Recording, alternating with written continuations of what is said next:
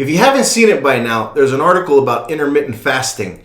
And we got a couple videos today. And I just wanted to get your thoughts on the intermittent fasting study right off the bat. Well, I've had a chance to take a close look at it. And the reason why it seemed a little funny at first was because we've been using intermittent fasting safely and effectively for well over 25 years. Yeah. There are dozens and dozens of clinical studies showing the health benefits of intermittent fasting. Yeah. And now all of a sudden we have this one study that says people who follow intermittent fasting and only eat food during an 8-hour window have a 92% greater risk of cardiovascular episodes. How could this possibly be? So I took a closer look. And like a lot of studies, they were rushed, they were hurried. The parameters of the study were not well thought out. For example, all they did was take two groups of people and divide them in half. These people ate regularly throughout the day.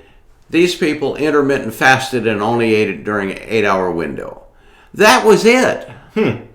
So nothing else was taken into consideration. Were these people diabetic?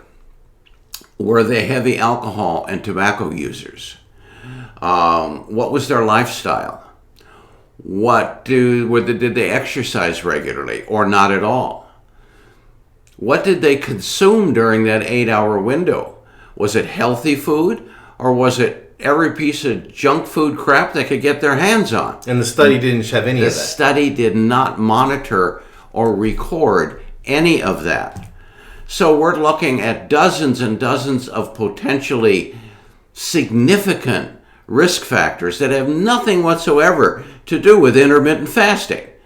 But of course, the news media, in their delightful ways, came out and grabbed a hold of it because they saw it as a piece of news sensation. Yeah. All these books on intermittent fasting are now finally proven to be wrong. They have not been proven to be wrong at all. In fact, at our research center, we have been normalizing type 2 diabetes in hundreds of individuals over the years. And one of the tools that we use is intermittent fasting. It's not the only one. We use nutrients, we use diet, we use exercise, but we also use intermittent fasting. And we have seen no increase in cardiovascular episodes. And we were keeping all of this data simultaneously, not just two groups, one eating and one not eating. Yeah. It's poor science. It proves virtually nothing. It does not establish that intermittent fasting increases cardiovascular risk at all, because there are just too many other potential factors that could have played into it. Yeah, and you really wonder why they do that, but I don't know. It's complex. Well, without getting too controversial, the study was through the American Heart Association.